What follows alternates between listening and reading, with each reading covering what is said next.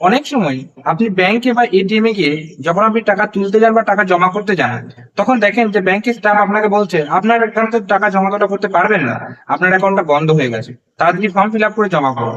আপনি ভাবেন যা বাবা, আমার অ্যাকাউন্ট আমি টাকা জমা তোলা করতে এলাম, আমার অ্যাকাউন্টটা বন্ধ হয়ে গেল। কি কারণে আপনার অ্যাকাউন্টটা বন্ধ হয়ে যায় এবং বন্ধ হয়ে গেলে কি করণীয় আপনার, এইসব বিষয়গুলো নিয়েই আজকের ভিডিওতে আমি আপনাদেরকে জানাবো। অবশ্যই ভিডিওটি শেষ পর্যন্ত দেখার চেষ্টা করবেন, কারণ পুরো বিষয়টা আপনাদের জানা উচিত। কারণ এরকম ঘটনার সম্মুখীন আপনারা হয় হয়েছেন, না হলে ভবিষ্যতে আপনারা কিন্তু হতে পারেন। তাই এখন আপনাদের জেনে রাখা উচিত।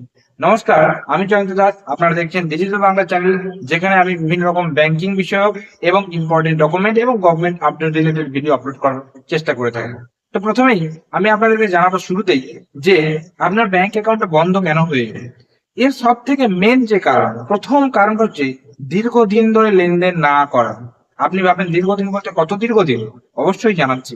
দীর্ঘদিন বলতে আপনি যদি টানা 1 বছর আপনার অ্যাকাউন্টে জমা বা তোলা কোনো কিছু না করেন, 1 বছর, তাহলে আপনার অ্যাকাউন্টটি ব্যাংক থেকে নিষ্ক্রিয় করে দেওয়া হয়। কেন নিষ্ক্রিয় করে দেওয়া হয়? সেটা আরবিআই এর গাইডলাইন মেনে, অর্থাৎ আরবিআই এর নিয়ম এটা, যে কোনো কাস্টমার যদি তার ব্যাংক অ্যাকাউন্টে 1 বছর না ব্যবহার করে বা লেনদেন কোনো কিছু ট্রানজেকশন না হয়, তাহলে ইনঅ্যাক্টিভ হয়ে যাবে, নিষ্ক্রিয় হয়ে যাবে। সেক্ষেত্রে আপনি টাকা তুলতে পারবেন না, কিন্তু অনেক ক্ষেত্রে টাকা আপনি জমা করতে পারেন। এইবার দেখা গেল আপনি টানা 2 বছর অর্থাৎ 24 মাস লেনদেন করছেন না। সেক্ষেত্রে ব্যাংক অ্যাকাউন্টটি ডরম্যান্ট হয়ে যায় বা স্থায়ী মানে অর্থাৎ অস্থায়ী রূপে কিন্তু আপনার অ্যাকাউন্টটি বন্ধ হয়ে যাবে। তখন আপনি কোনো রকম সুবিধা অর্থাৎ জমাতেও পারবেন না, তুলতেও পারবেন না, এটিএম এর সুবিধা কোনো কিছুই পাবেন না। আপনাকে কিন্তু অ্যাকাউন্টটি আগে চালু করতে হবে। এটা গেল প্রথম কারণ। দ্বিতীয় কারণ হচ্ছে অনেক সময় আপনারা মিনিমাম ব্যালেন্স মেনটেন করেন না। এইবার এক্ষেত্রে কি হয়, অনেক ব্যাংক, কিছু কিছু ব্যাংক, মানে অনেক ব্যাংক বলতে বলা ভুল হবে, কিছু কিছু ব্যাংক, কিছু কিছু ব্যাংকে এরকম নিয়ম থাকে যে আপনি যখন মিনিমাম ব্যালেন্স মেনটেন করেন না, তারপরে ব্যাংক আপনার উপর পেনাল্টি লাগায়। এবার মিনিমাম ব্যালেন্স বিভিন্ন ব্যাংকের ক্ষেত্রে বিভিন্ন রকম। যদি পাবলিক ব্যাংক হয়ে থাকে, সেটা দেখা গেল 1,000, 3,000, 5,000 মিনিমাম ব্যালেন্স হতে পারে। আবার জায়গা অনুপাতেও মানে মিনিমাম ব্যালেন্সের হেরফের থাকে। তো আপনি যেখানে আছেন সেখানে আপনার ব্যাংকে মিনিমাম ব্যালেন্স কত সেটা আপনি আশা করি জানেন। এবার দেখা গেল মিনিমাম ব্যালেন্স মেনটেন করছেন না, তারপরে ব্যাংক আপনাকে চার্জ লাগাচ্ছে। এবার চার্জ লাগাতে লাগাতে দেখা গেল চার্জ মাইনাসে চলে গেছে। নিয়ে যখন দেখছে দীর্ঘদিন ধরে মাইনাসে ব্যালেন্স হয়ে রয়েছে, ব্যাংক কিন্তু সেটাকে আপনার অ্যাকাউন্টটা হোল্ড করবে। তারপরে আপনাকে সে আবার ব্যাংকে গিয়ে কি করতে হবে না করতে আমি অবশ্যই বলছি। এর 3 নাম্বার পয়েন্ট হচ্ছে যে আপনি ব্যাংকের নিয়ম মানছেন না। দেখা গেল আপনি ব্যাংকের অ্যাকাউন্টে যে ডিটেলস দিয়েছেন, সেই ডিটেলস এর সাথে আপনার যে বর্তমানে ডকুমেন্ট রয়েছে তার সাথে কিছু মিসম্যাচ রয়েছে।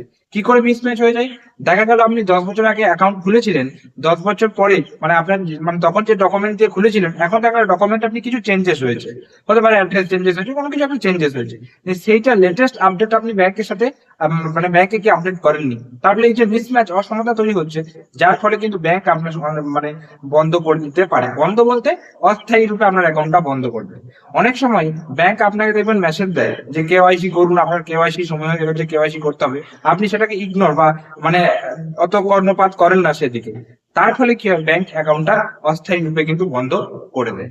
এইগুলো হলো বন্ধের কারণ, যে কি কি কারণে আপনার অ্যাকাউন্টটি বন্ধ হয়ে যেতে পারে। এবার যদি বন্ধ হয়ে যায় তাহলে কি করবেন?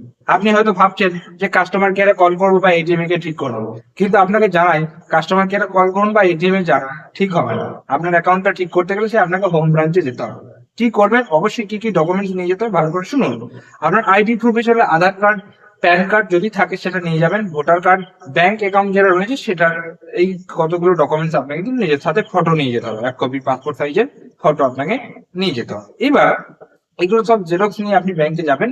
যে ব্যাংকে যেহেতু আপনার অ্যাকাউন্টটা বন্ধ হয়ে গেছে, ব্যাংক আপনাকে হয়তো রিঅ্যাক্টিভেশন ফর্ম দেবে বা কেওয়াইসি ফর্ম দেবে। এবার কেওয়াইসি ফর্মটা ভালো করে ডিটেলসে ফিল আপ করে, ঠিকঠাক ভাবে ফিল আপ করে ব্যাংকে সাবমিট করুন।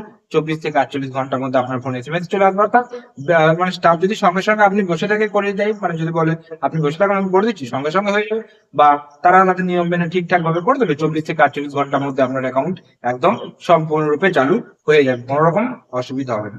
আপনাকে অবশ্যই মাথায় রাখতে হবে যে ব্যাংক যখন আপনি অ্যাকাউন্ট খুলেছেন, তখন একটা নির্দিষ্ট নিয়ম মেনে নির্দিষ্ট সময় অন্তর অন্তর লেনদেন করতে হবে। লেনদেন মানেই কি লাখ লাখ টাকা লেনদেন, হাজার হাজার টাকা লেনদেন তা নয়। আপনি টাকা হলে যেতে পারছেন, আপনি 1 বছর যাবেন না ব্যাংকে, 1 মাস পরে একটা যদি 10 টাকা আপনি ফোনপে থেকে পাঠান আপনার অ্যাকাউন্টে, সেটাই লেনদেন হয়ে গেল, ঠিক আছে, সেটাই জমা হবে ব্যাংকের ট্রানজেকশন। 1 টাকা পাঠালেও সেটা ট্রানজেকশন হয়ে যাবে। মোট কথা যে ট্রানজেকশন করতে হবে। আপনি সেটা মাসে মাসে 1 টাকা ট্রানজেকশন করুন না, তাতেও ব্যাংকের কোনো রকম সমস্যা হবে না। কিন্তু প্রপার নিয়ম মেনে আপনাকে কিন্তু কাজ করতে হবে। সিস্টেমের মধ্যে থাকতে গেলে সিস্টেমের যে নিয়ম সেটা কিন্তু আপনাকে মানতে হবে। তো আশা করি পুরো বিষয়টা আপনারা বুঝতে পারবেন। এবং যদি বুঝতে পেরে থাকেন বা কোনো রকম প্রশ্ন বা মতামত থেকে থাকে আপনার, সেটা নিচের কমেন্ট বক্সে জানাবেন। আজকের ভিডিও যদি ভালো লেগে থাকে একটা লাইক করবেন। চ্যানেলে যদি নতুন থাকেন চ্যানেলটিকে অবশ্যই সাবস্ক্রাইব করতে পারেন, যদি মনে হয় এই চ্যানেলটা আপনার কোনো কাজে লাগছে বা ভরসার যোগ্য। আর এই ভিডিওটা একটু বেশি করে শেয়ার করে দেবেন সেই সমস্ত ব্যক্তিদের কাছে যারা সচরাচর ব্যাংকিং এই সমস্ত বিষয়গুলোতে অতটাও অবগত নয়, তাহলে তাদের কিন্তু জানলে একটু হলেও সুবিধা হয়।